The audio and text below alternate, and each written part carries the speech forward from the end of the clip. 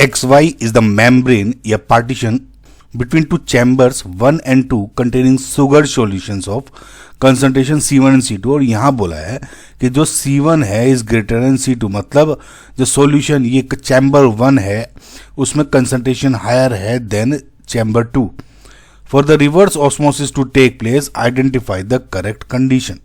Now देखिए, reverse osmosis को अगर आपको देखना उससे पहले अगर आपको बेसिक्स देखने हैं तो ऑस्मोसिस पता होना चाहिए, क्योंकि जो रिवर्स ऑस्मोसिस है इसका एकदम उल्टा होता है। वो देखिए, ऑस्मोसिस क्या है? ऑस्मोसिस पहली बात एक नेचुरल फिनोमिना है जिसमें जो सोलवेंट है, या मोस्ट ऑफ द टाइम ये वाटर ही होता है, लेकिन जो सोलवेंट है वो, जैसे इसकी बात करूं तो लो कंसंट्रेशन C2 है और C1 है हायर कंसंट्रेशन। तो लेट जस्ट से कि ऑस्मोसिस में C2 से C1 from low concentration to higher concentration आपका सॉल्वेंट मूव करता है, जिससे वाटर हो जाता है। शुगर सॉल्यूशन इसमें वाटर में ही बनाया होगा। रिवर्स ऑस्मोसिस क्या है? रिवर्स ऑस्मोसिस ये हो जाता है कि जैसे अब C2 से C1 मूव कर रहा है, इसमें ये हो गया ऑस्मोसिस।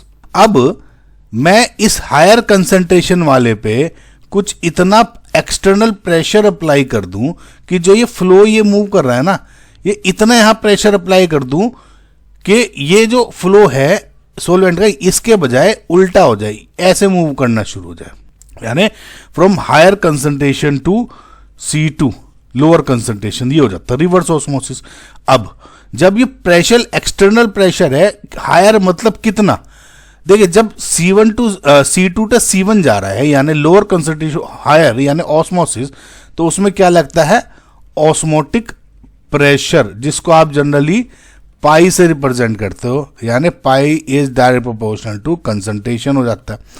ठीक है, अब क्या होता है, जैसे यहां पे अब फॉर एग्जांपल इस पे अगर P1 अप्लाई हो रहा है और इस पे अगर मैं कह रहा हूं P2 अप्लाई हो रहा है, तो अगर C2 to C1 तो ऑस्मोसिस हो गया, रिवर्स ऑस्मोसिस के लिए C1 से C2 जब जाएगा तो P1 इतना ज्यादा होना चाहिए कि यहां से यहां मूव करना शुरू हो जाए, मतलब ऑस्मोसिस का डायरेक्शन उल्टा हो जाए।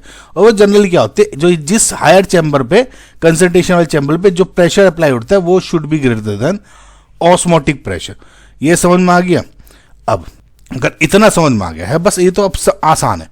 देखो, अब इन्होंने ऑप्शन ये दिया है कि मेम्ब्रेन जब पार्टीशन यूज कर रहे हैं वो सेलोफेन यूज कर रहे हैं। देखिए सेलोफेन, अच्छा एक चीज और ध्यान रखना, सेलोफेन जो है आपका सेमी परमेबल मेम्ब्रेन ही होती है। ठीक है, ये तो आपको याद रखना पड़ेगा। और P1 इज ग्रेटर देन पाई, यानी जो इसमें एक्सटर्नल होता है ये, तो ओके, इसमें आपका रिवर्स ऑस्मोसिस अकर हो जाएगा। दूसरा देखोगे मेंबर पार्टीशन पोरस लिया हुआ है। अब देखो इसमें और इसमें अंतर क्या? पोरस में जैसे सेमी पर ये मेम्ब्रेन है, कह रही पोरस है, छेद है। अब पोरस में क्या होता है, सोल्यूट भी मूव कर लेता है और सोलवेंट भी, कोई ऐसी उसमें बंदिश नहीं है। लेकिन जब आप सेमी परमिएबल मेंबर यूज करते हो उसमें सिर्फ और सिर्फ आपका सोलवेंट मूव कर रहा है। तो ये तो, और P2 इज ग्रेटर देन पाई, भैया लो कंसंट्रेशन पे कोई अप्लाई करेंगे प्रेशर एक्सटर्नल, तो ये तो गलत, दोनों वाले उससे गलत हो गया।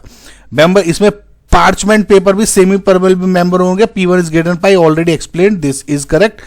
सेलोफेन ये तो आपको बताई दिया semi permeable member, P2 is greater than pi, नहीं गलत भैया। देखो हायर कंसंट्रेशन वाले चैम्बर में ही ज्यादा प्रेशर अप्लाई करोगे ऑस्मोटिक प्रेशर, तभी तो रिवर्स होगी ना। P2 से पाई का मतलब ही नहीं है कुछ, क्योंकि ये तो वैसे ही ऑलरेडी यहां मूव कर रहा है। ओके, सो जो A एंड C है इसमें जो ऑप्शन है आपके करेक्ट नहीं, यानी जो ऑप्शन नंबर 3 है इज योर करेक्ट आंसर।